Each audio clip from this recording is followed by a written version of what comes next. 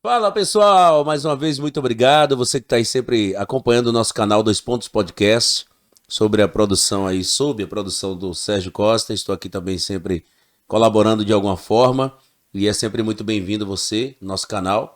Né? A Voz do Além vai me ajudar aqui agora porque tem que ter essas informações. Até hoje eu não consegui passar nesse curso da faculdade, que é você que está acompanhando o nosso canal, dá aquele joinha, comenta sobre, né, os nossos entrevistados aqui, o sininho que é sensacional e compartilha também. Compartilhar ele não faz não, mas eu vou fazer por ele. Compartilhar, manda aí para os colegas, amigos, para toda essa galera massa, para fortalecer nosso canal. É sempre bem-vindo você que está sempre participando aqui. Nosso convidado de hoje, o ilustríssimo, ele que acabou de ganhar o título de cidadão baiano, né? Um título que eu tenho certeza, deputado, professor, jornalista, e posso dizer com propriedade hoje, com muito orgulho, meu amigo Euclides Fernandes. Boa noite, meu parceiro. Boa noite, Dan.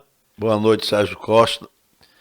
É uma satisfação estar aqui nesse bate-papo aqui com vocês.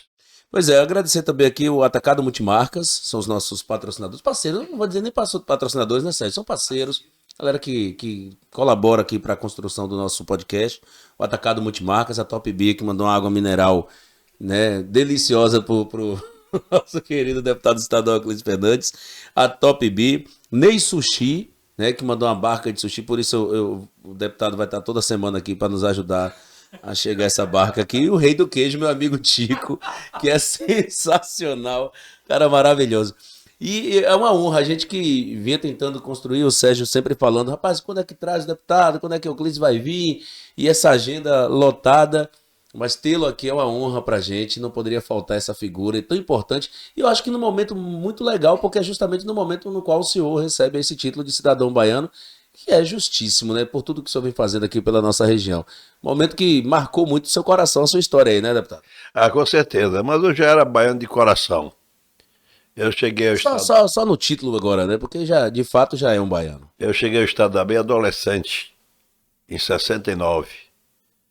Depois vim para Jiquié através de um concurso para professor do estado e fui designado para a cidade de Jiquié para ensinar no IEP.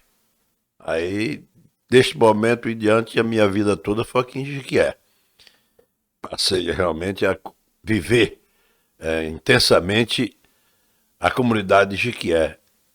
E me construí como pessoa, me construí dentro do meu contexto de vida aqui no município de Jiquié. O título de cidadão baiano que foi outorgado pela Assembleia Legislativa em votação secreta, E que deu 100% na votação.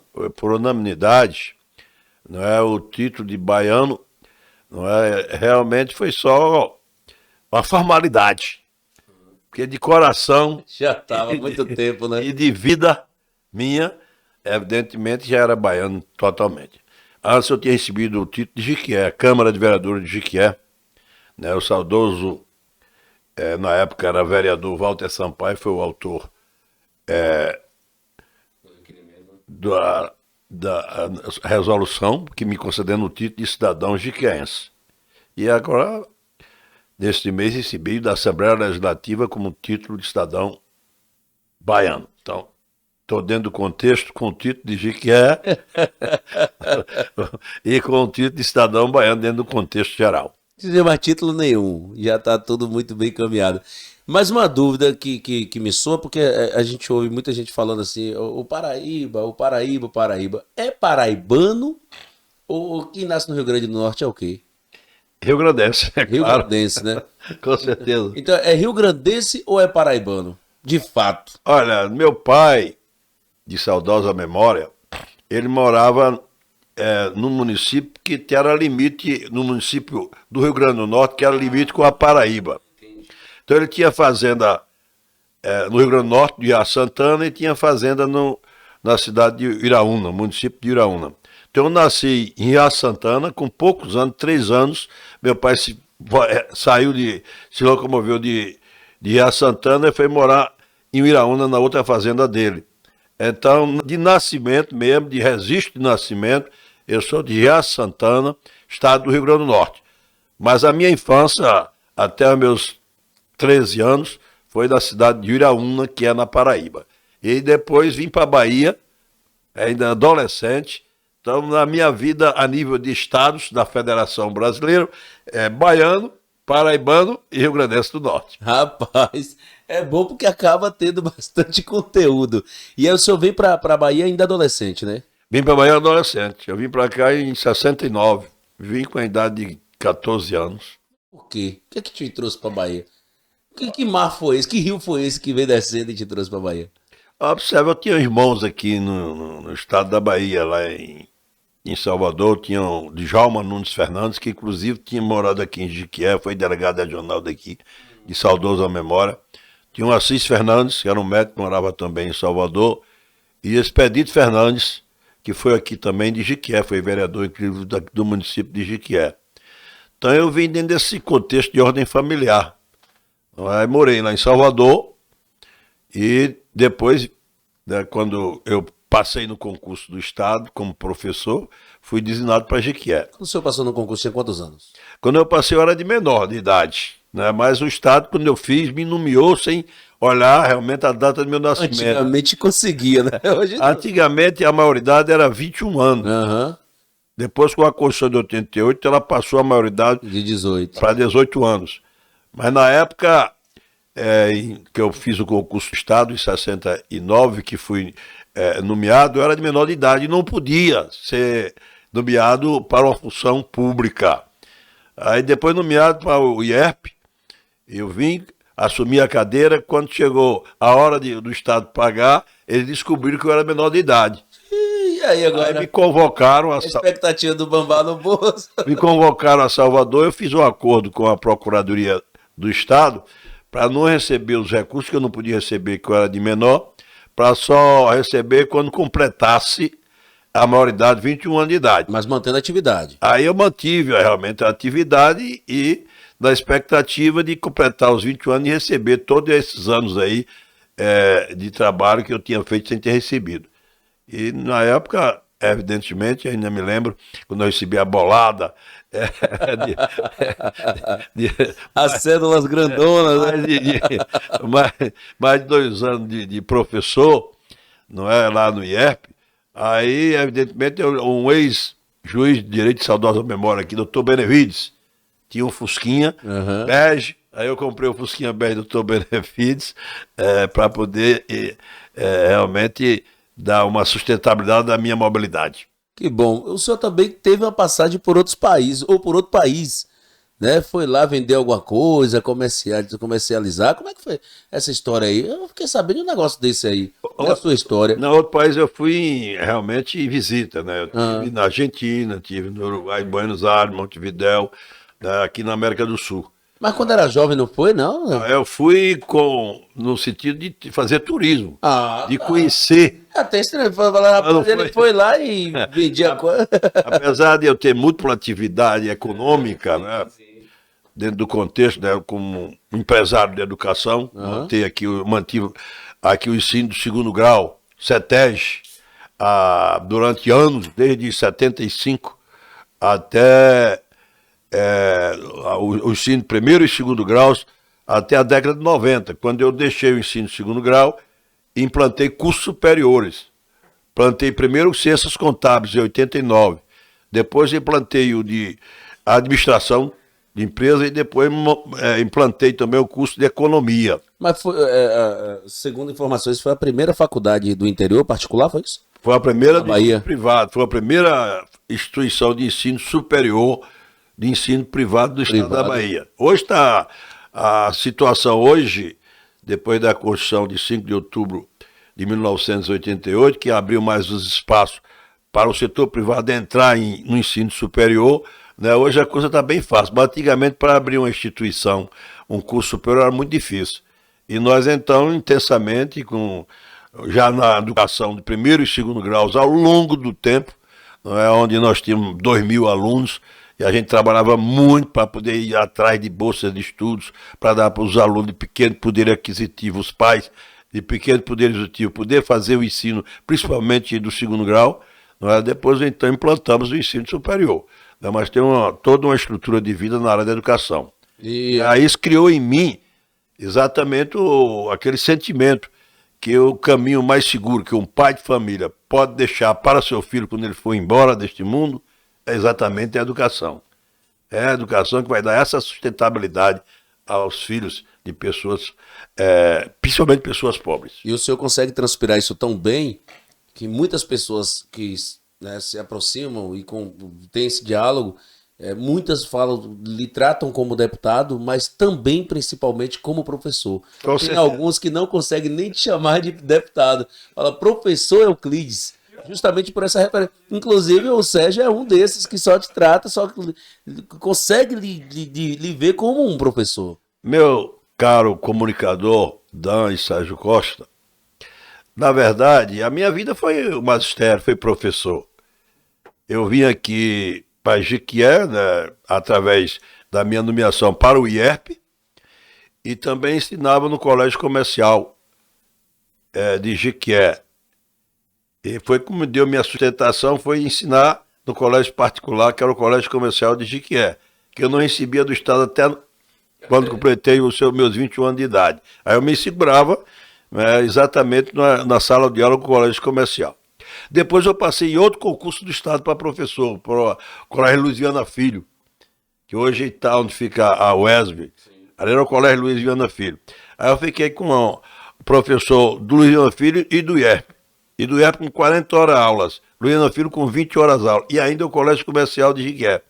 Então minha vida era de 7 horas da manhã até 11 da noite na sala de aula. E tem gente que acha que era fácil, né? Fala assim, chegou aí porque... Mas não tem facilidade nenhuma, né? Pois é, era de 7 a 11 horas da noite na sala de aula. Então minha vida foi tudo dentro da educação. Uma grande parcela de contingente de pessoas mais antigas, todas realmente passaram realmente me tendo como professor. As matérias que eu ensinei, ciência física biológica, história, OSPB, EMC, na época da ditadura tinha essas duas disciplinas que eu considero muito importantes, que depois da Constituição de 88, quando acabou o período revolucionário militar, aí tiraram, colocaram no tipo da Revolução Militar, OSPB e EMC, depois tiraram.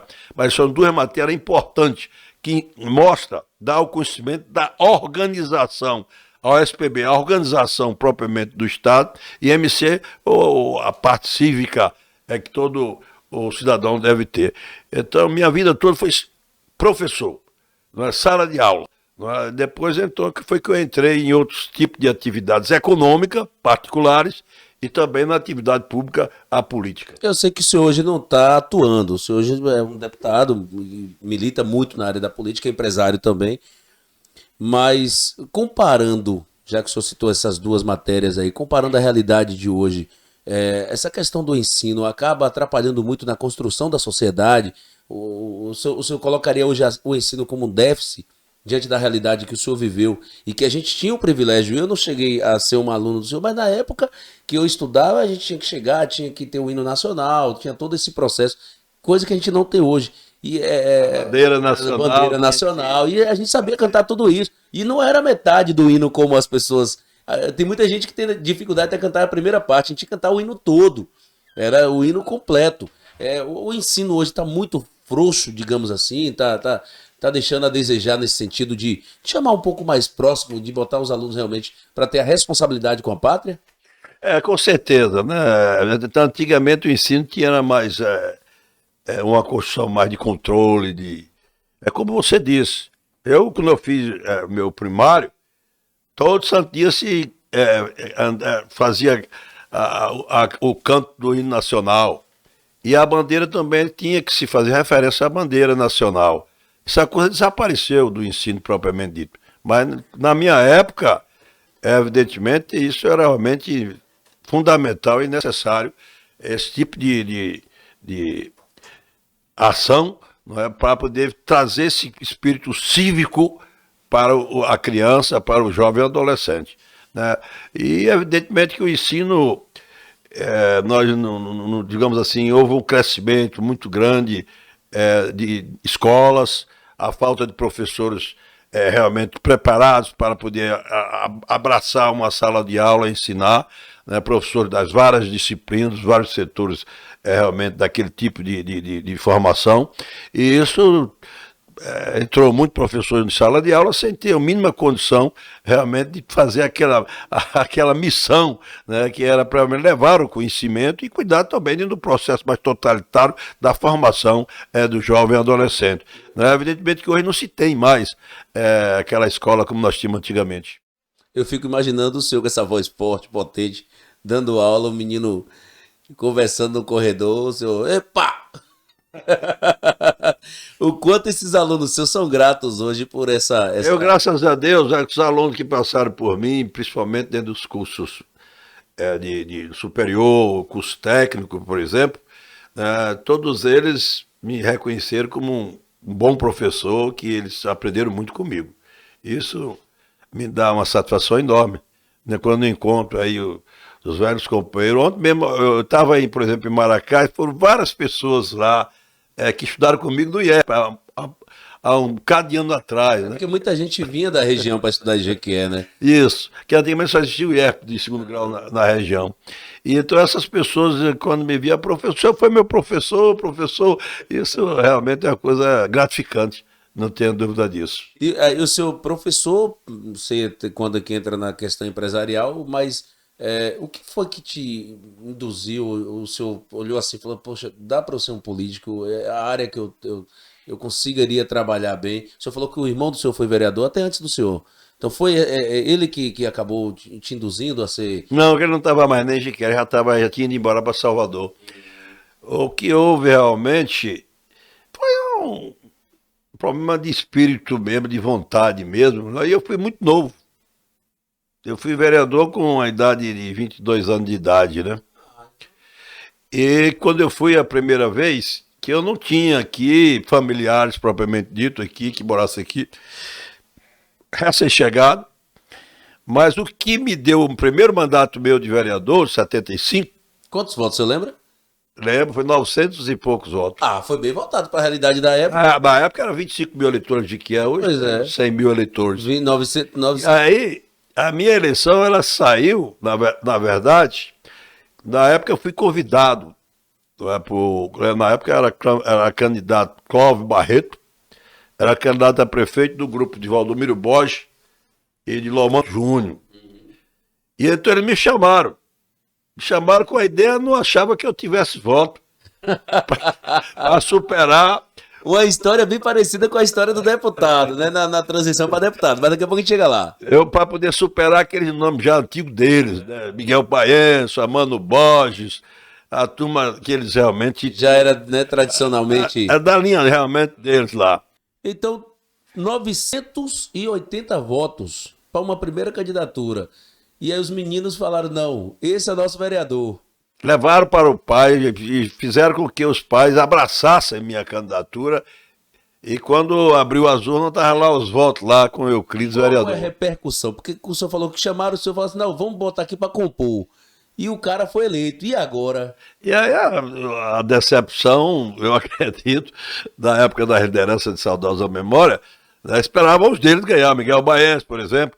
Entendeu? E entrou um professor, essa chegada de Jequié, que não tinha família em Jequié, saiu com essa votação e ganhou as eleições. Mas a repercussão, naquele momento o senhor falou, é isso que eu quero. Já vi que a política dá para eu trabalhar, eu vou seguir. Quando eu fui eleito a vereador, evidentemente que eu gostei da atuação do mandato de vereador, uma participação ativa dentro do governo do município, nossa cidade, e daí eu saí reeleito e sempre sendo reeleito a vereador por 8 mandatos. 8 mandatos, inclusive o senhor é recordista aqui, né? Em número de mandatos. Eu acho que sim, né?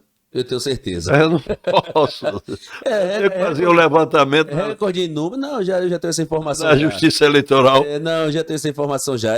O senhor é o que tem o maior número de mandatos e, consequentemente, é o maior número de mandatos reeleitos de forma ininterruptas. Ininterruptas, né? Tudo isso. Quanto isso, só saí de vereador para ser deputado estadual. Em 2007, de janeiro, eu tomei posse como deputado estadual. Fui eleito em 2006. E que, inclusive, diante das nossas pesquisas, a história se assemelha com a história do vereador.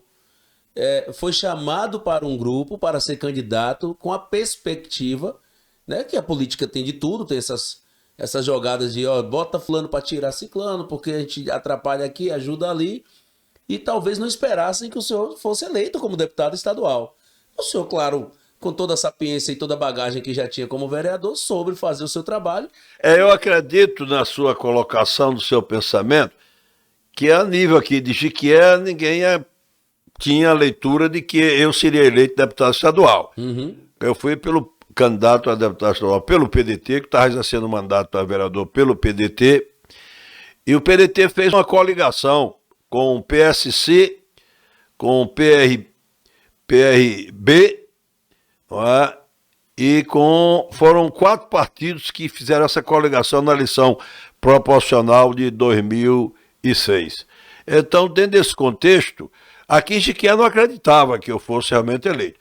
Agora, lá, a nível do partido PDT, né, eles estavam realmente precisando de lançar candidatos. Como assim? Que fossem realmente eleitos, né? Candidatos para poder realmente o partido eleger deputados, entende? E nessa história eu fui eleito aqui com 29 mil votos, né? A minha primeira eleição de deputado estadual. E depois fui reeleito com 63 mil votos. Aí subi de 29 mil votos para 63. É o resultado de quê? Resultado de minha ação como deputado, meu trabalho, porque eu estava cumprindo bem minha missão de deputado estadual. E óbvio que sair de 29 para 63 mil votos mostrou que teve muito trabalho, um trabalho intenso perante a comunidade baiana. Pois é, ontem, inclusive, eu estava com um amigo meu e ele falando da gratidão à sua família.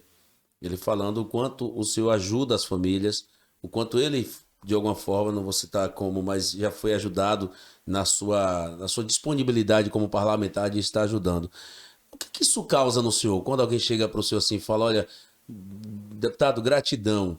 E eu acho muito bacana, porque as pessoas não falam só do deputado estadual Cleiton Fernandes. Sempre que a gente conversa, normalmente fala do senhor, fala da família. Porque existe um envolvimento familiar nessa história aí, né? Com certeza. Não, é um sentimento muito agradável, né? O sujeito sentir que ajudou as pessoas, né? E graças a Deus, onde eu ando, até fora da Bahia, às vezes já encontrei pessoas em outros estados, exercendo excelentes funções lá em outros estados, e sempre naquele gesto de agradecimento, porque teve uma participação minha para poder chegar onde estava. Mas isso alimenta o espírito da pessoa, trazendo uma grande satisfação. E eu, graças a Deus, a gente tem aí um volume muito grande de pessoas que têm esse sentimento em relação à nossa pessoa. Até porque não tem como não ser grato, né? Pois é, não só como deputado, como vereador também de 8 mandatos, fui secretário de Educação do município de Jequié, fiz um excelente trabalho, levei realmente a presença do ensino para a zona rural, implantei o ginásio, naquela época era ginásio de 5ª e 8ª série, para a zona rural, implantei em Florestal, implantei em Itaibó, implantei em Itajuru, que as pessoas, pais de família, seus filhos não tinham como continuar seus estudos depois da 5ª série, da 4ª série, porque não tinha no distrito lá a possibilidade. Então, quando eu fui secretário, eu sentia a necessidade de dar uma sustentação educacional à zona rural. Aí construí várias escolas aí na zona rural, implantei o ensino de 5ª e 8ª série nesses distritos que eu citei, entende? E dei o pique para que realmente o pai de família tivesse a condição de botar seu filho para poder dar continuação aos seus estudos. Ficou alguma coisa nessa história, como vereador, né, sua vereança, que o senhor falou assim, poxa, não consegui, mas desejaria muito de ter realizado? Alguma coisa que o senhor tivesse assim, pô, queria, mas não deu tempo, talvez até por se tornar deputado, passa a não ter mais o poder de atuação municipal, aí agora se abrange isso para uma região. Mas ficou faltando alguma coisa assim que o senhor faça, poxa, se eu pudesse eu teria feito isso aqui. Se eu pudesse, teria sido prefeito de Jequié, na verdade, né, eu teria muito para ajudar essa terra, né, pela minha experiência, pela minha boa construção que eu relacionei no mundo do estado da Bahia, não é? E se eu realmente tivesse tido a oportunidade, fui até candidato a prefeito de Jequié em 2012, na época fiz essa tentativa, que não fui bem sucedido, não ganhei. Na hora que eu entrei, foi numa situação delicada, na época era Tânia Brito, que era candidata, e havia um sentimento forte da população eleitoral de Jequié no sentido de votar em Tana Brito. Porque na verdade não foi nem questão do nome em si, né? Existia um antes de Tânia, a questão toda que foi construída, então assim, para que não se coloque um preciosismo em Tânia e um demérito no senhor, não foram os nomes que foram aprovados ou reprovados. Foi uma história muito grande antes que acabou, vamos escolher esse lado, e o lado era o lado de Tânia, né? Pois é, mas voltando à sua indagação, uma coisa da minha vida até agora foi não ter sido realmente prefeito de Jequié, porque eu tinha muito a dar para Jequié. Eu tinha condições de realmente realizar uma gestão que melhorasse as condições de vida do povo de Jequié e o bem-estar da população. Mas eu acho que como deputado o senhor fez mais do que alguns outros que chegaram a ser prefeitos. Esse aqui é como é que chama isso aqui, Sérgio? Um prato de frios, né? Nosso amigo Tico, o rei do queijo. Quero agradecer aí, né? Prontamente nos atendeu a solicitação. Mandou alguns tipos de queijo aí. Eu não vou saber citar, desculpa, o senhor nem me cobra isso, porque essa aí é para quem tem mais afinidade com essa questão dos queijos, mas são vários, diversos tipos de queijo. Tem até tiver um palitinho aí, que já o deputado já ir degustando aqui. Mas nessa história o senhor se torna deputado. E aí agora a atuação muda. O deputado, a situação é outra. O sujeito não fica só em Jequié, ele tem a eleição de deputado, uma sustentabilidade política, né, de um mandato de deputado que abrange vários municípios. Aí o sujeito deixa de ter aquela atenção só no município base seu, mas em um sentido mais amplo, entende? Regional. Agora, como deputado, eu tenho procurado fazer um trabalho intenso em torno de Jequié. Houve muita dificuldade nessa transição, vereador, deputado? O senhor teve algum ponto que falou assim, poxa... Não, o fato, eu fui vereador por muitos mandatos, fui presidente da Câmara por 3 vezes, e o fato daquela vivência da Câmara de Vereadores, no exercício do mandato de vereador, me deu certo conhecimento, certas condições, que ao chegar na Assembleia Legislativa, cheguei bem, né? Cheguei com condições de fazer um bom mandato, né? E lá, na Assembleia Legislativa, eu tenho feito realmente uma presença muito forte na Assembleia Legislativa. Exerci já vários cargos dentro da Assembleia, fui líder de bloco, fui da mesa diretora da Assembleia Legislativa, fui de comissões, enfim, um trabalho intenso que os mandatos do vereador me deu esse suporte, essa sustentabilidade experiência na Assembleia Legislativa. E também utilizei muito para ajudar os municípios, da qual eu recebi os votos para ser deputado e ser reeleito. Então, a minha presença sempre muito forte, de todos os municípios, essa relação bem constituída. E aqui em Jequié, nós temos, graças a Deus, temos que mostrar. Nós mostramos aqui nosso trabalho, nossas ações, trazendo entregas importantes, né, para o povo de Jequié. E também sempre olhando na zona rural. Na zona rural, por exemplo, nós levamos a água para Queimadas, né, essa zona rural aí que há tempo batia atrás de conseguir levar, muito com isso, né? Levar a água para lá e não conseguia. Nós usamos emenda impositiva nossa e fizemos a água jorrar lá em Queimada. Levamos a água para o Baixão, que era outro também, a dona de casa ia buscar água com a lata d'água trazendo a lata d'água na cabeça. Nós levamos a água pela embasa, com muito esforço, com muita dedicação. Levamos a água lá para Nova Esperança, Ouro, Castanhão e Jiboia, um sistema simplificado de abastecimento de água. Levamos pavimentação para distrito, levamos toda a nossa presença aqui na cidade de Jequié, com pavimentação em vários setores aqui de Jequié.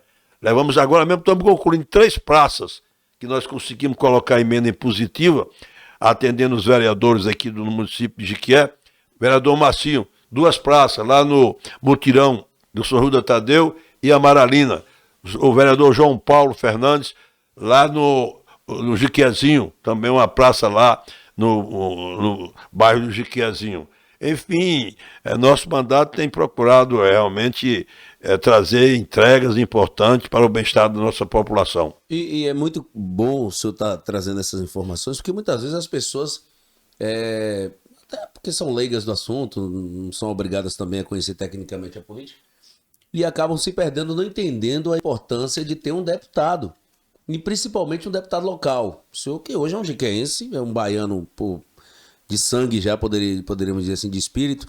Então, assim, quando o senhor fala que trouxe através de uma verba impositiva, é aquela verba que o deputado tem para disponibilizar para onde ele quiser, e claro que vai priorizar onde ele faz, onde tem a sua casa, digamos assim, onde tem a sua construção política. E aí o senhor distribui, claro, para os parceiros políticos, através das parcerias com os vereadores e tudo. Né? Meu caro Dan, primeiro a emenda impositiva, a verba impositiva foi oriunda de um projeto meu. Oh, que bom. Um projeto de lei Mais meu. informação boa. Que entrei, emendei a Constituição do Estado, apresentei o projeto, peguei a sustentabilidade do apoio dos colegas, deputados estaduais, e consegui a aprovação da emenda à Constituição do Estado da Bahia, criando a emenda impositiva para os deputados todos, independente de cor partidária, de que partido pertence à oposição ou à bancada de governo, para que todos os deputados tivessem uma cota econômica para levar as entregas, os benefícios para os municípios que eles representam. Isso também foi um trabalho meu na Assembleia Legislativa do Estado da Bahia. Muito boa essa informação. Eu não sabia, sinceramente. Pois é, mas foi esse deputado, o autor do projeto de lei de emenda à Constituição do Estado da Bahia, permitindo, né, de que os deputados tivessem uma verba para levar, para destinar aos municípios que ele representa. Aí um vereador tem uma localidade que ele representa também, solicita para o deputado, olha, deputado, eu quero fazer uma praça.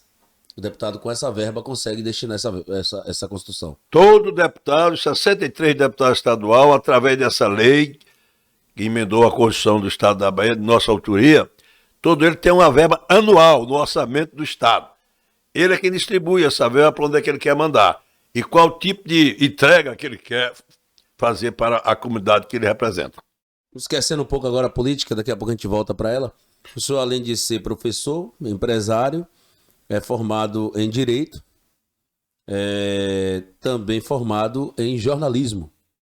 Jornalismo, eu sou formado também em disciplina, licenciatura plena em disciplina profissionalizante. Também tenho essa formação que eu fiz pela Universidade Federal da Bahia. Vai fazer mais algum? E fiz várias pós-graduações. Fiz várias pós-graduações. Ah, parou? Dá. O estudo é muito importante. Dá muita construção pessoal, de conhecimento para a pessoa. E eu, graças a Deus, basta ser você, meu caro Dan, o trabalho que eu tive para estudar. Imagino. Eu formei Ilhéus, lá na Universidade de Santa Cruz, e aqui dando aula. Eu saía daqui 11 horas da noite, no ônibus aqui da Sul Bahia, eu acho que não tinha mais essa empresa mais. Eu pegava na rodoviária umas 11 horas da noite para ir para Ilhéus, fazer prova e voltar, para atender minha necessidade aqui como professor do IERP do Colégio Comercial de Jiquié. Aí formei em Direito. Em disciplina profissionalizante, por exemplo, eu fiz na Universidade Federal da Bahia. Eu passava 2 dias trabalhando lá em Salvador e estudando. Lá no Colégio Sofia Costa Pinto. E descia para cá 2 dias, 3 dias aqui, com carga horária, no IERP, Colégio Comercial de Jiquié, para poder tirar, então, meu diploma de licenciatura plena em disciplina profissionalizante. Formei também em Ciência Física e Biológica, lá em Salvador, entende? Minha vida toda foi reconhecendo que a educação é o caminho mais adequado e mais certo para o cara ter uma boa sustentabilidade em sua vida. E quando foi que entrou a comunicação? Porque eu sou um apaixonado pelo rádio. O senhor, a gente percebe pela 93 que, por exemplo, o senhor está em Salvador, está na região, está aí. Quando chega em Jequié, 93, vai logo lá, é apaixonado. Por que essa paixão? Olha, a paixão que é uma coisa boa. O sujeito, ao ele se manifestar, ele falar, ele está falando para milhares de pessoas, levando a sua mensagem, levando a sua opinião para milhares de pessoas. Mas antes da comunicação, eu também fui aqui empresário de comércio de livraria. Eu tive, Uma coisa puxa a outra. eu tive uma livraria ali no Calçadão, a Livraria Consenso. Livraria Consenso. Tive um bom período de tempo, quando, na verdade, o poder público não chegava dando o livro para o estudante. E nem os colégios vendiam os livros, colégios particulares como o SEMES, o CAP, não vendia os livros. E a gente, como um empresário livreiro, com a Livraria Consenso, nós tínhamos uma atividade econômica muito forte. Depois que o poder público resolveu distribuir o livro e os colégios particulares cresceram à vista demais, e passaram a vender o livro na própria escola. Porque ele tem o lucro em cima do livro. Sim. Olhar empreendedor, né? Antes que o SEMES e o CAP começassem a vender livro na própria escola, a gente vendia já o pacote, já, o aluno primeira série, segunda, terceira, quarta, ele já vinha com todos os livros da série. Então era uma atividade econômica bastante produtiva. Da época. Aí quando o Estado chegou e começou a ele dar o livro, o IERP principalmente, dar o livro, e os colégios começaram a vender lá na sua secretaria, aí nós então saímos do ramo que vimos que ali não dava mais para a gente manter aquela atividade econômica. Mas nessa época o senhor já estava com o CETEG? Estava com o CETEG já. O CETEG, desde que eu cheguei aqui, que eu implantei o CETEG. E agora eu tinha o CETEG e tinha a livraria. Uhum.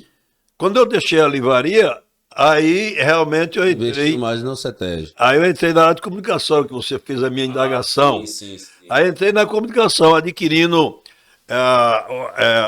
a cota societária do sócio Manuel, era um sócio da 93 com o Leo Lomanto. Aí eu adquiri a parte dele e passei a tomar a conta da Rádio 93 FM.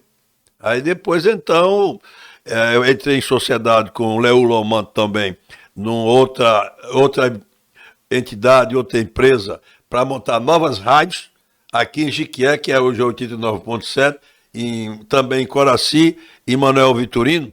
Aí chegou um tempo, aí houve uma discordância entre nós politicamente, pegamos um rumo diferente e vimos que não dava certo os dois ficarem nessa sociedade. Estavam falando línguas diferentes. Aí nós resolvemos, então, abrir a sociedade. Eu abri mão da outra empresa, passei minha cota da outra empresa para o Leo Lomanto. Ele passou de 90 sistemas de crédito de comunicação 93 FM para mim e ainda dei alguns recursos para cobrir realmente a compra da 93 FM. É porque a TK estava já toda estruturada, toda encaminhada a outra emissora nessa época. A outra estava ainda se formando. Formando. Isso, aí você está por dentro aí, você está acompanhando minha vida. Rapaz. Está acompanhando minha vida. Há um dito popular que a sombra de quem tem sucesso vai te levar para caminhos melhores. Então a gente fica sempre olhando ali para poder seguir esse fluxo aí. Mas o senhor imaginava, quando o senhor entrou nessa sociedade, quando o senhor comprou essa cota da 93, que a 93, e eu digo isso até com certa propriedade, porque é uma emissora hoje respaldada de nível estadual e conceituada também para o país, que chegaria, né?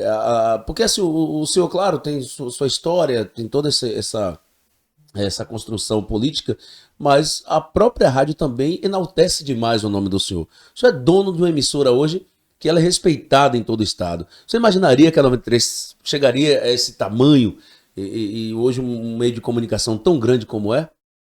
Ah, claro, o meio de comunicação bem trabalhado, né? Por exemplo, o nosso meio de comunicação, nós temos uma boa equipe de comunicadores, uma boa equipe de corpo administrativo, não é? Graças a Deus, a história da 93 FM é uma história excelente, uma história que sempre é líder de audiência aqui na nossa região. Inclusive está aqui quem fez o primeiro marketing da 93 e faz parte da história que ele diz o seguinte: Sérgio Costa. Sérgio Costa já nasceu líder. É incrível como... E eu falo isso para algumas pessoas, as pessoas pensam que é brincadeira. Mas a 93 nasceu uma rádio líder. É incrível na comunidade da comunicação. A 93 nasceu, já existia a Rádio Baiana. E a 95. E a 95. Mas, era na cidade de Sol na época. Então ela chegou, como diz o governador Jerônimo, agora na divulgação dele, chegou chegando. Chegou chegando. Dando pau na barraca. Mas foi formada uma equipe muito boa. O Manuel, que eu comprei a cota dele para assumir a 93 FM, esse Manuel era muito bem relacionado lá de Brasília. E ele era muito bem, tinha uma equipe muito boa. Ele trouxe para cá nomes excelentes, que era o Gilmar Azevedo, que comandou aqui muito tempo, que fez programa de auditório e tudo. Era um excelente profissional. Tony Silva, né, que era outro excelente. Hoje ele está na sociedade. Sim. Lá de Salvador. Mas foi outro aqui que realmente fez um tempo bom aqui na 93 FM. Então a equipe chegou chegando. Chegou chegando. Então eles deram um pique muito grande na rádio, desde do nascimento. Até hoje a 93 sempre tem uma presença muito forte. Em qualquer pesquisa que se faz, ela é líder de audiência. Depois que o Gilmar foi embora, né, o Tony Silva também foi embora, e então entrou novos comunicadores, mas deram a continuação ao pique. Agora, por exemplo, tem Dan Silva, coordenação lá, na coordenação lá da 93 FM, uma coordenação musical, e que dá esse pique aí a 93 FM. Só mais um pontinho nessa história aí, e muito grato pela oportunidade de estar desfrutando. Eu lembro que em 2019, quando a gente produziu a festa dos 30 anos da 93, e o senhor permitiu a gente explanar para aquela população que estava ali curtindo, até porque a 93 é pioneira também nessa questão das festas de largo para comemorar aniversário, e eu fiz uma ilustração, exemplifiquei através da questão de um time de futebol. Quando os jogadores falam assim, não, meu sonho é atuar em determinado time, e eu falo isso com propriedade, que eu sonhei e pude ter esse sonho realizado. E meu pai, quando me perguntava, eu ainda em rádio comunitária, ele não me perguntava quando é que eu estaria numa rádio comercial, uma rádio grande da cidade. Ele perguntava, quando é que você vai entrar na 93? Eu falei, meu pai, depende deles, eles que têm que me chamar. E eu pude, infelizmente não em vida, no saudosa memória do meu pai, que é um exemplo muito grande para mim, me ensinou demais. Mas quando eu tive o privilégio de entrar, a primeira lembrança foi da fala dele. Quando é que você vai entrar na 93? E quantos sonhos, quantas pessoas... Entrou bem. Graças a Deus. Espero continuar vivo por muitos anos. E tá fazendo parte dessa equipe maravilhosa. Mas o senhor... Está fazendo um excelente trabalho na 93 FM, viu? Nós estamos muito gratos a você pelo seu intenso trabalho, sua dedicação à frente lá da coordenação lá do 93. Pois é, mas aí eu quero aproveitar e perguntar para o senhor tem noção de quantos sonhos Deus te proporcionou realizar? O senhor já parou para pensar? O senhor, na hora que botar a cabeça no travesseiro ali, conversando com os amigos, com a família, deu aquele start assim de, meu Deus, quantos sonhos o senhor me permitiu realizar? Não, meus avanços é mais dentro do contexto das oportunidades que me aparecem. Eu não sairia muito assim para sonho. Mas o senhor ajuda, assim, querendo ou não. Porque imagine quantas pessoas, por exemplo, daqui a pouco vai sentar aqui alguém que vai falar para o senhor, eu tinha um sonho de estudar no CETESB, e através do senhor foi permitido. Quantas pessoas têm nível superior hoje? Claro, com seus esforços, com sua família, mas o senhor abriu essas portas para... Não, isso não tenha dúvida aqui, isso foi um grande trabalho nosso, foi dar oportunidade, não só em Jiquié, como na região. Tanto no ensino primeiro e segundo grau, que antigamente, na década de 70 e 80, era muita dificuldade, não tinha muito escola pública, e a coisa era bem mais difícil. E nós abraçamos a causa de dar o acesso às famílias pobres, aos seus filhos, ao ensino primeiro e segundo grau. Trabalhamos, conseguimos muita estrutura de bolsas de estudo do governo federal, para que a pessoa... o pai de família tivesse a condição de colocar seu filho para estudar. Aqui só existia o IEP, escola pública. Então não tinha possibilidade de vagas. Então nós abraçamos a causa e nós tínhamos lá no CETESB 2.000 alunos, aí, tudo, a totalidade com bolsa de estudo que a gente conseguia com o governo federal. E não é fácil, mas os meninos estão aí tentando trilhar. Voltando para o sonho. Fale. Essa coisa que você colocou com o sonho, na minha vida... todas as coisas foram as coisas se aparecendo, aquelas oportunidades, e a gente foi construindo essa oportunidade, tornando real, entende?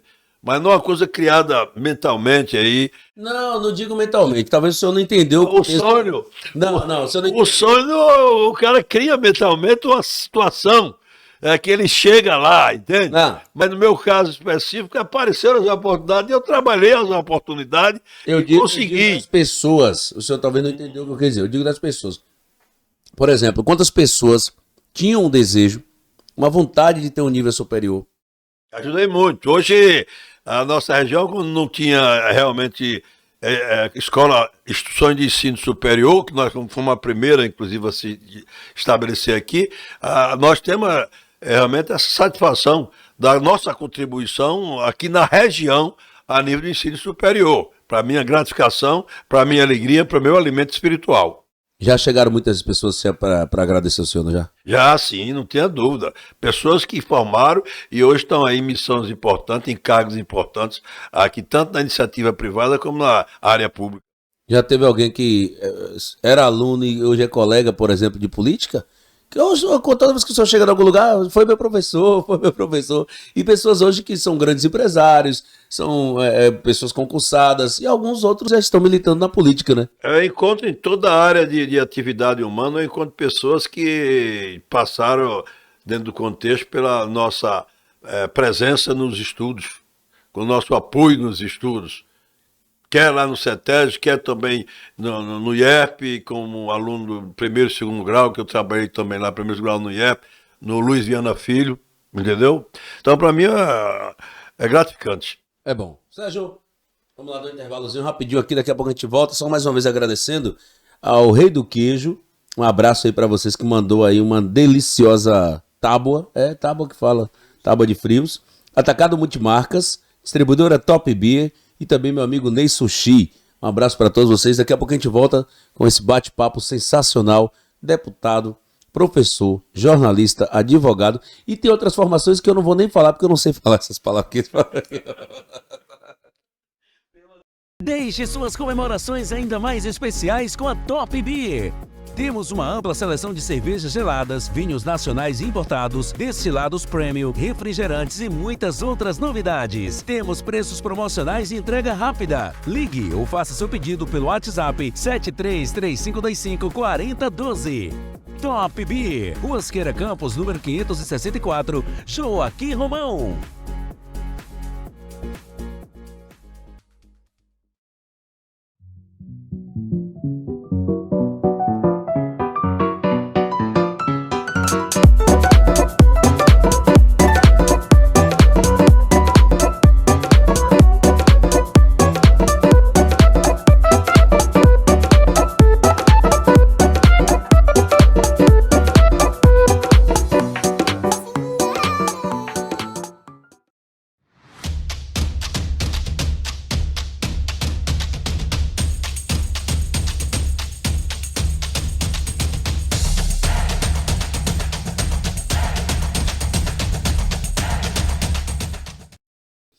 Estamos de volta, mais uma vez agradecendo Atacado Multimarcas, Top Beer, uma água...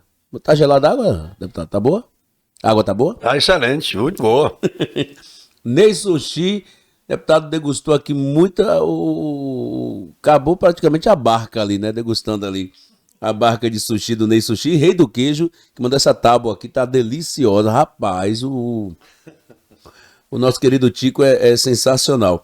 Eu vou permitir agora o deputado bater um papo também com o Sérgio, ele faz parte do nosso podcast, está sempre também aqui interagindo com a gente. E agora chegou a parte da polêmica. Homem polêmico. Eu sou mais cômico, né? Mais leve. Quando ele bota o óculos assim, tenha medo, viu?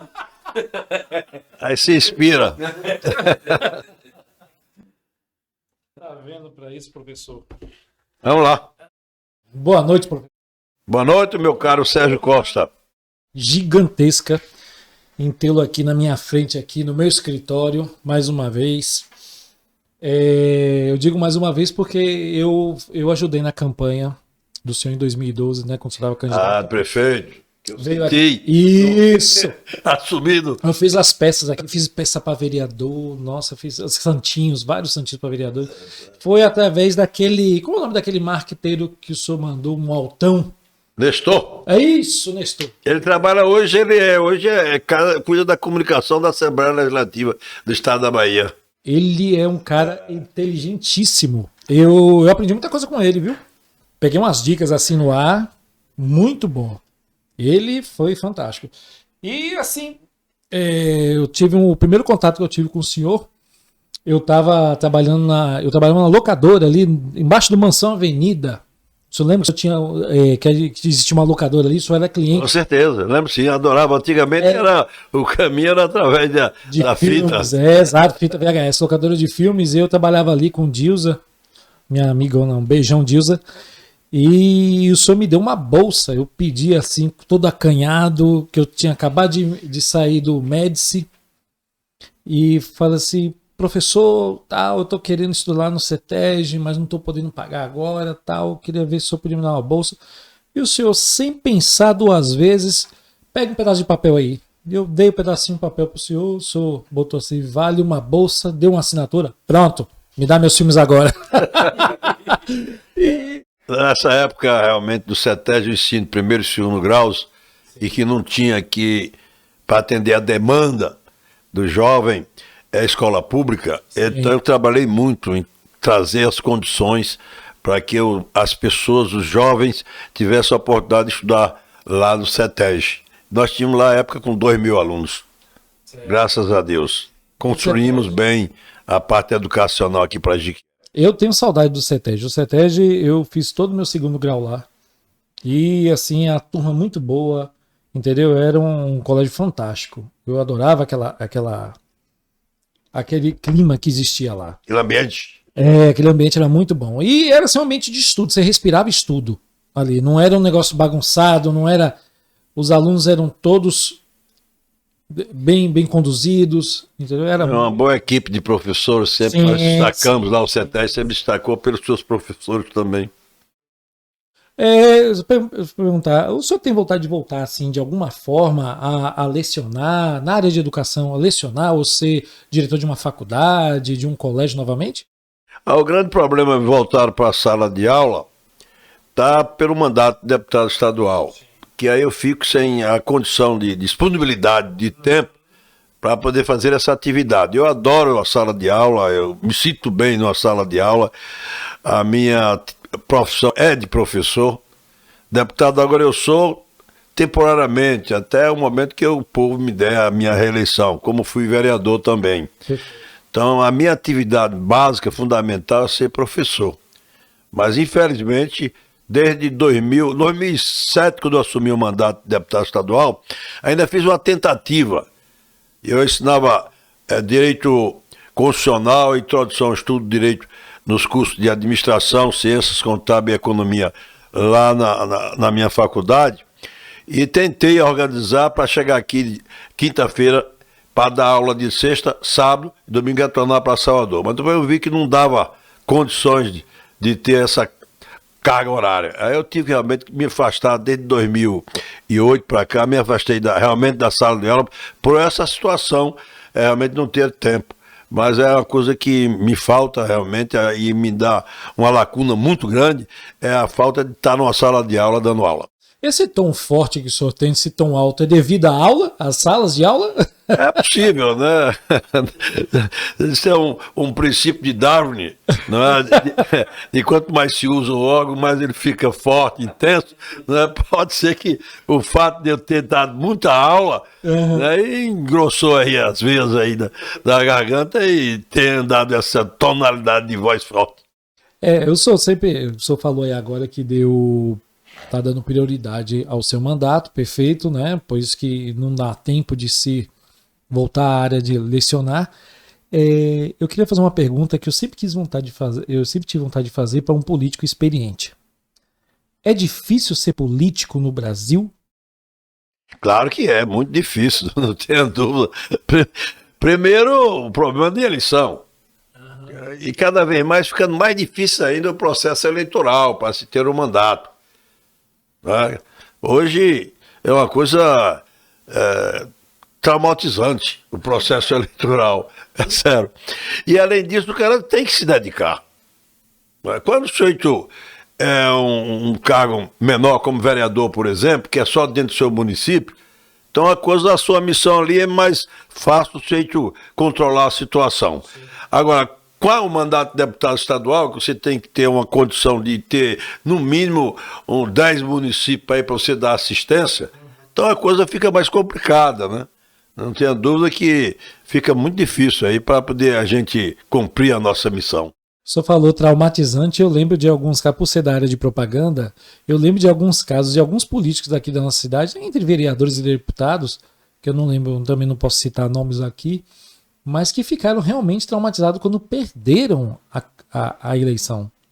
O senhor conhece alguns também? O senhor sabe desses casos? Dizer, traumatizado é muito pesado, mas dizer que sofreram uma frustração muito grande, entendeu? E não conseguiram administrar a nova situação, que perdeu o poder de ter um mandato realmente eletivo que daria esse poder, realmente é um pouco frustrante. Mas traumatizar fica forte demais. Eu digo assim porque é traumatizante, porque tem alguns que não se recuperam, não querem mais saber de política, deixou pra lá, entendeu? Ficam chateados. E tem outros e aqueles que realmente achavam que estavam ganhos já estavam eleitos. E realmente quando vê lá no resultado nas urnas, se desabam. Mas é óbvio, o cara tem uma determinada situação, uma determinada estruturação pessoal de vida, entende? E nisso inclui o mandato eletivo, entende? Se ele não foi reeleito, aquilo ali traz um baque.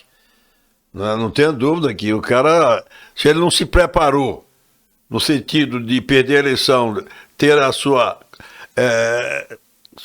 compensações dentro do contexto de suas atividades, outras, evidentemente que ele sofre um baque muito grande. Eu só não concordo com traumatizar. Pronto, não é traumatizar, viu, gente? Não é trauma. É uma desilusão, uma frustração. A frustração, sim. É claro, o cara perde, tem uma queda na sua construção de vida, é óbvio que isso traz situações de dificuldade para a pessoa. O que é preciso ter para ser um bom político? Para ter uma boa base? A boa base da assistência, é o meu caso. Por exemplo, a eleição passada, a eleição passada, não é 2022, não é? Se eu não fosse um bom político, se eu não tivesse trabalhado com os meus municípios, as comunidades que eu represente de maneira intensa, dando assistência, a eleição passada eu sofri um acidente de um cavalo, deu coice, quebrou a minha perna, e eu fiquei numa cadeira de roda todo o período da eleição. Esse fato foi no mês de agosto. E eu fiquei na cadeira de roda até dezembro. E evidentemente de que, numa situação difícil, com 2 candidatos aqui em Jiquié, um apoiado pelo prefeito Zé Cocá, não é, o prefeito de Jiquié, não é, e o outro candidato apoiado pelo ex-governador Rui Costa. Então eu passei realmente por uma situação de muita dificuldade na minha reeleição. E o que deu sustentação propriamente dito foi a minha disposição de trabalho que eu sempre tive. Né? Assistência, meus prefeitos, digo meus prefeitos, aqueles prefeitos que eu tenho relação política, né? Tiruçu, de Jiquiriçá, Nova Ibiá, Andorinha, Maracás, esses prefeitos aumentaram a minha votação. Chegaram com firmeza, compensando toda aquela situação que eu passava, se não ter a mobilidade, né? E eles fizeram das pernas dele as minhas pernas e me deram excelente, aumentaram, todos os prefeitos ligados a mim, aumentaram a votação que deram nessa eleição de 2022, com referência à eleição de 2018 anterior. Eu tive município que, por exemplo, Tiruçu, eu tinha tido 1.100 votos, tive 1.600 votos. Jiquiriçá, tinha tido 3.200 votos, tive 4.600. Né? Nova Ibiá, tinha tido 900 votos, tive agora 1.600 votos. Então, houve uma disposição, né, de pessoas que tinham ligações políticas comigo, de dobrar os esforços para poder eu não perder a eleição, para eu ser reeleito. Não é? E meus assessores, meus amigos, foi um mutirão, dizer, não, o Cristo tem que ganhar. Mas o papo que tinha no mundo político era que eu não seria reeleito. Achavam difícil eu ser reeleito. Pelo número de candidatos que tinha aqui em Jequié, que apareceram os candidatos com boas sustentações políticas, com apoios, digamos, bem fortes, né? E eu com perna quebrada, numa cadeira de roda, numa situação de alta dificuldade. Mas Deus ajudou, os amigos, não é, que deram essa força e trouxeram a minha eleição. Perfeito, perfeito. O senhor tocou aí em Zé Cocar. Qual a sua opinião sobre a atual gestão municipal? Zé Cocar tem sido um prefeito esforçado, dedicado, não é, tem se empenhado bastante, tem seu projeto político, que evidentemente que ele tem que mostrar que chegou chegando, propriamente dito, para administrar o município de Jequié. Perfeito. Por que eu pergunto? Porque o senhor, entre tantos políticos que já se passaram aqui em Jequié, o senhor é a prova viva que ainda dá para se fazer política de forma decente, de forma eficaz. Eu estava conversando outro dia, tem muito tempo que conversei com o Dan, acho que foi semana passada, Dan, que a gente estava falando sobre as personalidades políticas de Jequié, Lomanto Júnior, né, César Borges e tal. E o senhor está entre o patamar desses políticos que, independente das ações, mas que são políticos que representam a cidade e são conhecidos nacionalmente.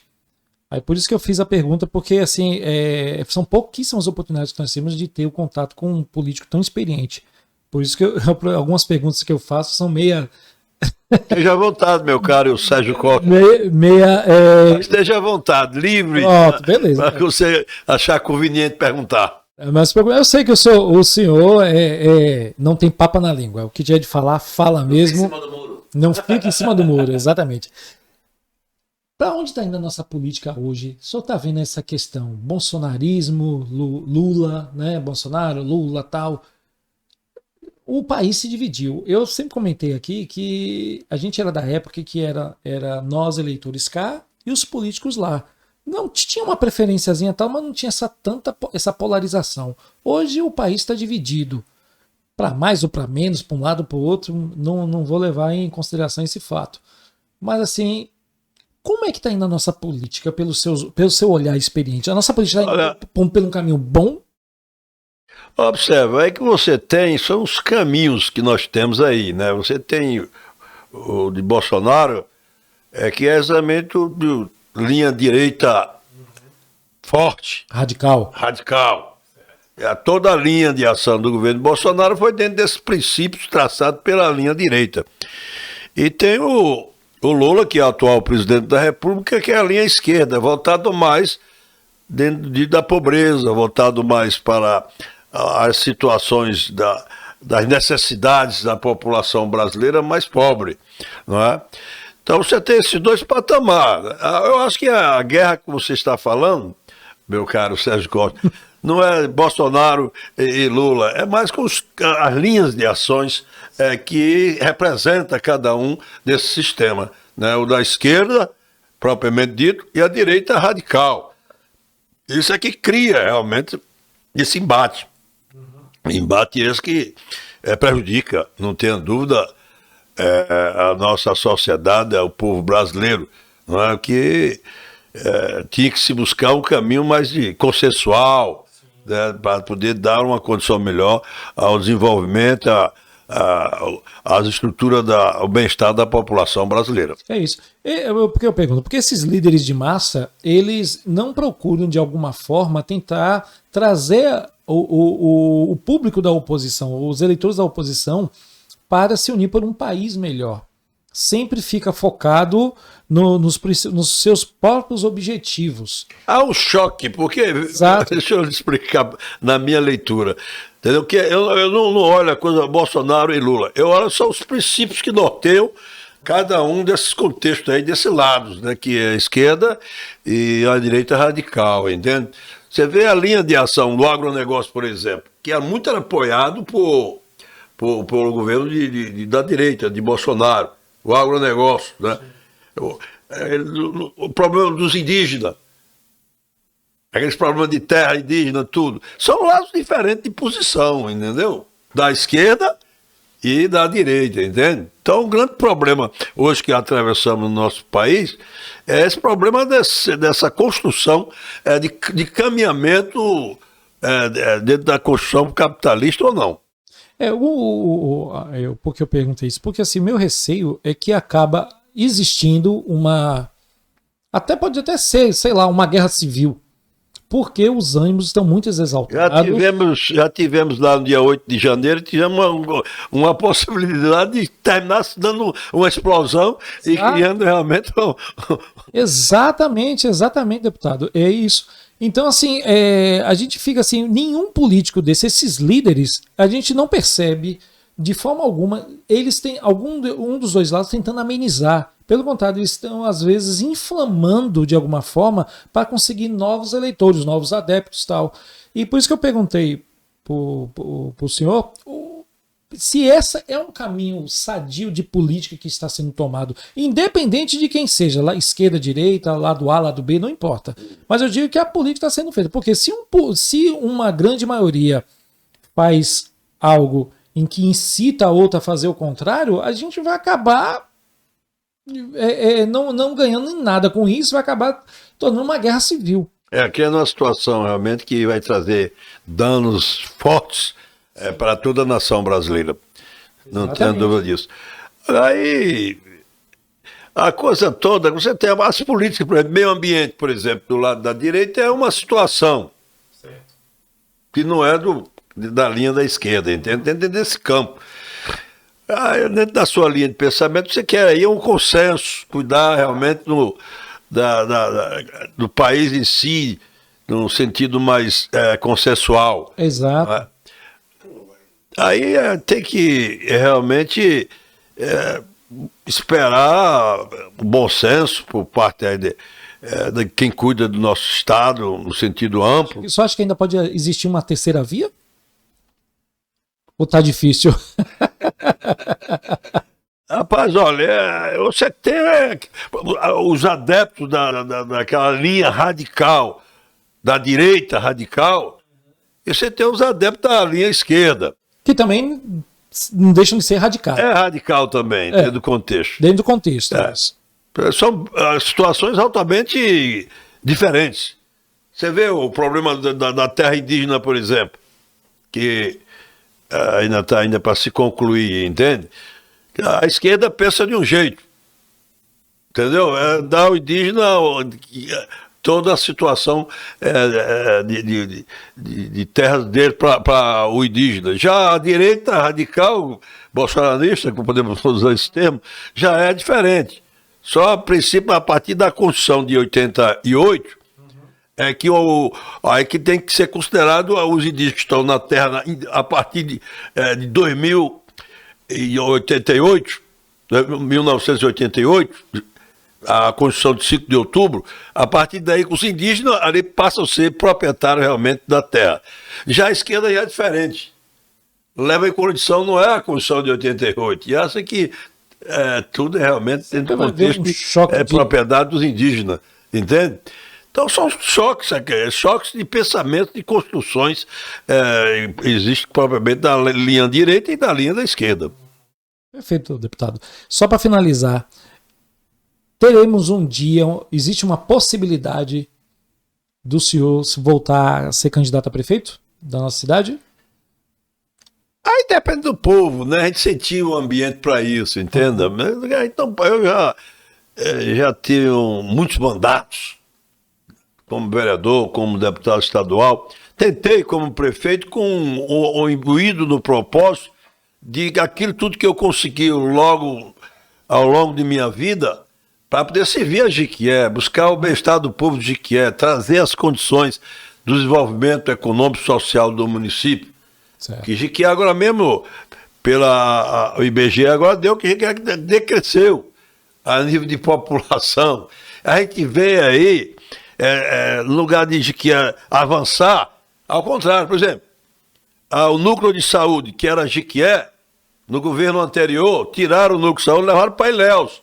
O Núcleo de Saúde que abrangeria aqui 30 e tantos municípios que seriam atendidos pelo Núcleo de Saúde de Jequié. Tudo isso traz o quê? O desenvolvimento aqui para o município de Jequié.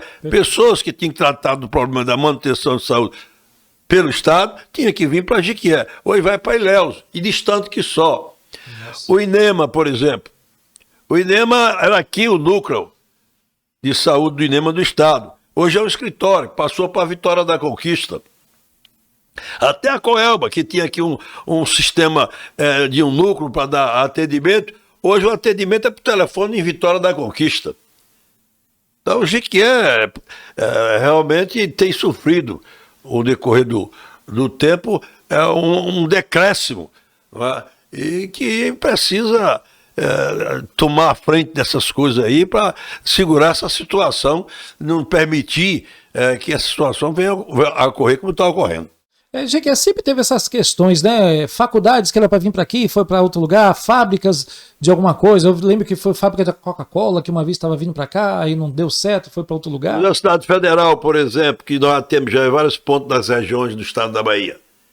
E agora você está vendo na Câmara Federal já com projetos para levar a Universidade Federal para outras regiões. Mas aqui em Jequié, apesar de ter 3 deputados federais, fora os outros que foram votados, não se vê nenhuma manifestação desse deputado federal lá em Brasília, junto ao MEC, ou apresentar algum projeto de lei para a criação de uma universidade federal aqui em Jequié para atender a nossa região Médio Rio de Conta, território Médio Rio de Conta. Entendeu? Então, são essas coisas que me dá muita vontade de ser prefeito de Jequié. Professor, eu sou o deputado aqui já de diversos mandatos, já foi político, uma carreira sólida, mas eu ainda o chamo de professor, que pelo carinho e respeito. Obrigado, e eu me sinto professor, não é deputado, não é empresário, não é mesmo sendo deputado, continua ensinando muita gente, né, a ser político. Com certeza. Muito obrigado, viu, deputado e professor Euclides. Dan, venha finalizar aqui. Eu quero agradecer a você, Sérgio Costa, você bater esse papo gostoso aí com sua pessoa. Acanhado. Ele não foi tão polêmico como achei que seria. Apesar de temas tão bons foram abordados. Só gratidão, professor, deputado, empresário, né, todas as formações que o senhor teve, com certeza servem para servir. Foram construções para servir. Eu sou um bom homem do povo e prova isso todos os dias.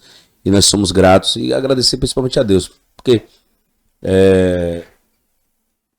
dentro dessa construção, a escada da vida é assim. É um colaborando para o crescimento do outro e o senhor é um escolhido de Deus para sair de um lugar tão distante e vir para Jequié fazer todo esse trabalho, usar toda a sua sapiência, toda a sua inteligência em prol do coletivo. Ok, eu que agradeço tanto a você, Dan Silva, e ao nosso querido Sérgio Costa por essa oportunidade. Aqui esse bate-papo vai ser assistido, né, por milhares de pessoas, conhecendo, evidentemente, o nosso pensamento sobre vários temas importantes. Ok. E quem precisar conhecer um pouco mais do deputado estadual Euclides Fernandes, tem as redes sociais, né? Está lá o deputado estadual Euclides Fernandes. Com certeza, temos aí uma equipe cuidando aí de mostrar o nosso trabalho, nossa missão como deputado estadual. E para fechar, a última pergunta, quando é que volta para o programa Semana em Revista?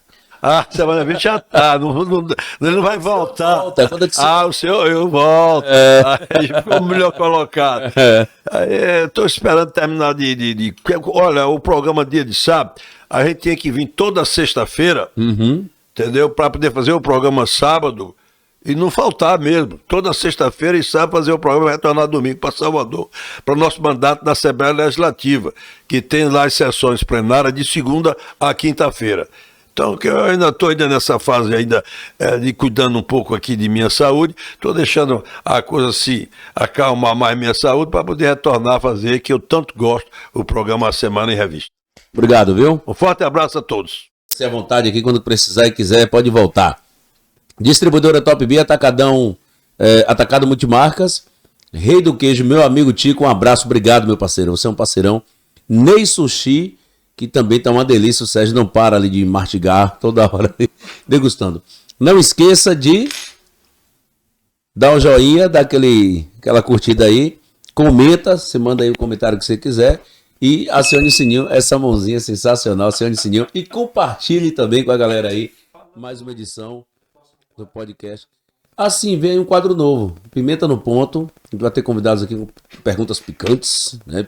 E a cada pergunta uma pimentinha nova aí, uma pimentinha mais calorosa, digamos assim, para os nossos convidados. Um abraço, gente. Valeu.